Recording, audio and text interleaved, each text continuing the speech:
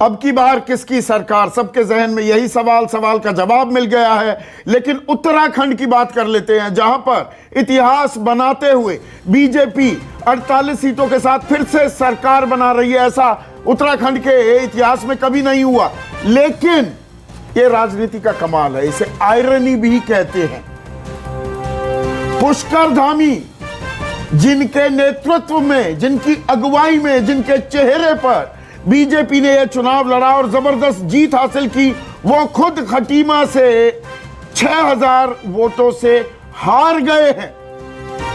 तो पार्टी को जिताने वाला चेहरा खुद अपना चुनाव हार गया है। ऐसा नहीं है कि ये पहले नहीं हुआ, ये हुआ है सीपी जोशी के साथ। तो वो तो एक वोट से चुनाव हार गए, मुख्यमंत्री नहीं बन पाए। राजस्थान की बात है, हमने हिमाचल प्रदेश में भी देखा, जहां पर बीजेपी की तो सरकार बन गई लेकिन उनके मुख्यमंत्री पद के चेहरा खुद चुनाव हार गए। तो नया चेहरा तलाशना पड़ा था। शीतल, ये अपना ये राजनीति का कमाल भी है।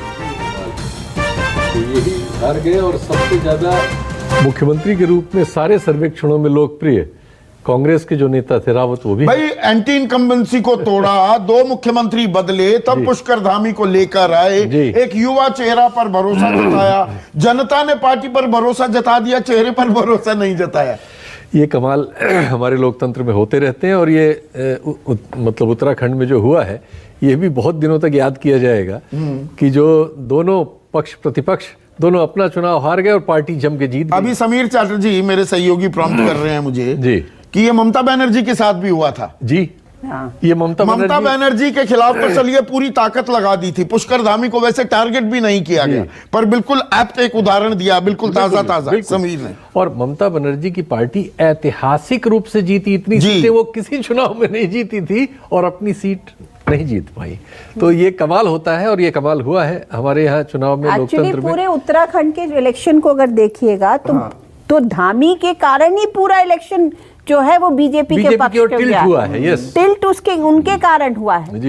लेकिन ये मतलब ये बिल्कुल ही अजीबोगरीब सी स्थिति है कि धामी खुद हार रहे हैं जी। और पार्टी इतनी जबरदस्त तरीके से जीत रही। और उत्तराखंड में इसमें एक और चीज जोड़ दूं, हालांकि अब कांग्रेस की तो क्या चर्चा की जाए, 18 सीटों पर सिमट गई है। कांग्रेस का भी सबसे बड़ा चेहरा चुनाव हार जाता है, लाल कुआं से हरीश रावत चुनाव हार गए, और बीजेपी का सबसे बड़ा चेहरा चुनाव हार जाते हैं। ये उत्तराखंड की जनता का मानस टटोलना, उनकी नब्ज पकड़ना, देखिए कितना मुश्किल हो सकता है अनुराधा।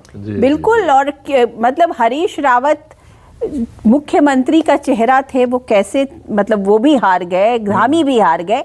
इसमें ये एनालाइज करना पड़ेगा कि उत्तराखंड की जो जनता है उसने किस विषय पर, किस चीज पर वोट दिया है। क्या सिर्फ मोदी जी को वोट दिया है?